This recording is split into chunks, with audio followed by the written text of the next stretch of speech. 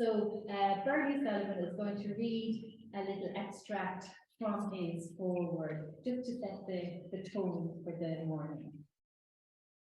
Hi, everybody. So just before I do the reading, I just want to say what a big influence Stephen Kemmis has been in our lives. When we, the founders and co-conveners of NERI, started our action research about 25 years ago now, one of the first texts that we used was the Wilf Carr and Stephen Kemmis one, which was Becoming Critical: Education, Knowledge and Action Research. And that really, I suppose, informed our knowledge and our interest in action research for a long time. And actually, this time last year at our NERI meet, Stephen gave the keynote speak, and his topic that time, I think, was transformational practice. So he's still very influential and still writing today. The first book that I mentioned he wrote in 1986, which was quite a long time ago, but he is still writing and still very active in the field of action research. And I think that ideas such as transformation and change really kind of play a big part in his philosophy of education.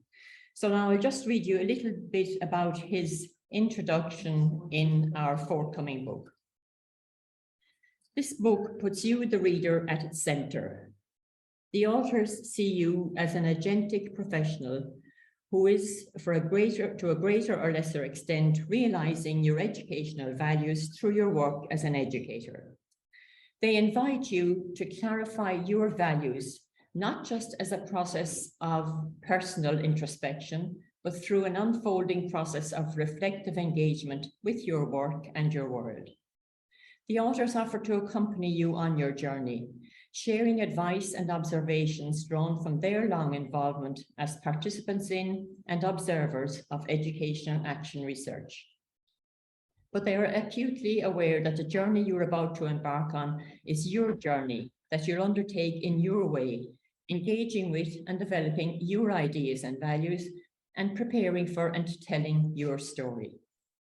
Many years ago, the famous British action researcher Lawrence Stenhouse said, "I see academia as a social system for the collaborative production of knowledge through research. Research is systematic inquiry made public. It is made public for criticism and utilization within a particular research tradition. Your action research may open and map new territory, but you travel alongside many thousands of others who have made similar journeys before you. But your journey will be unique. It will take form in your embodied mind and memory, in your engagement with the world, in your reflective journal, and in many texts, documents, records, audio and visual recordings and transcripts. This evidence will make sense to you and perhaps to others in the story you will tell about what the journey was like, what happened, what the consequences were, and where it came to an end, which may, of course, be a new beginning.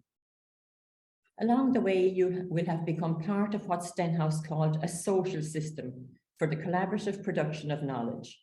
You will be doing systematic inquiry, which you can make public. And if you make your story public, it will be available to others for criticism and utilization within a particular research tradition, the vibrant, diverse, and involving traditional of educational action research. On a more intimate scale, in conversations, presentations, and reports, your systematic inquiry made public will also be available for criticism and utilization by your friends, critical friends, colleagues, and professional and local communities. Now, and this part, the next paragraph now is one that really resonated with me. The point of action research is to change the world, your world, our world, to change it for the better. And you will measure your path to making this better world in your own footsteps as you change your own and others' understandings and practices and the conditions under which we and they practice. To have this self and world-changing aim is to be committed to practice, acting for the good of individuals and the good for humankind and life on the planet. It is to adopt what Stensko calls a transformative worldview. It is what you do, what we all do all the time. History making action, making your history, the history of your school or organization, the history of your community, and world history. It gives expression to the kind of curiosity that John Dewey identified, the curiosity that impels our own and others' lives and human development, and the collective development of the societies in which we live. And I stop there because I think there is so much food for thought in that and so many ideas that maybe it might be a good idea just to reflect now. Just think for a minute about those ideas that I've read out and see, does anything resonate with you? Anything strike you?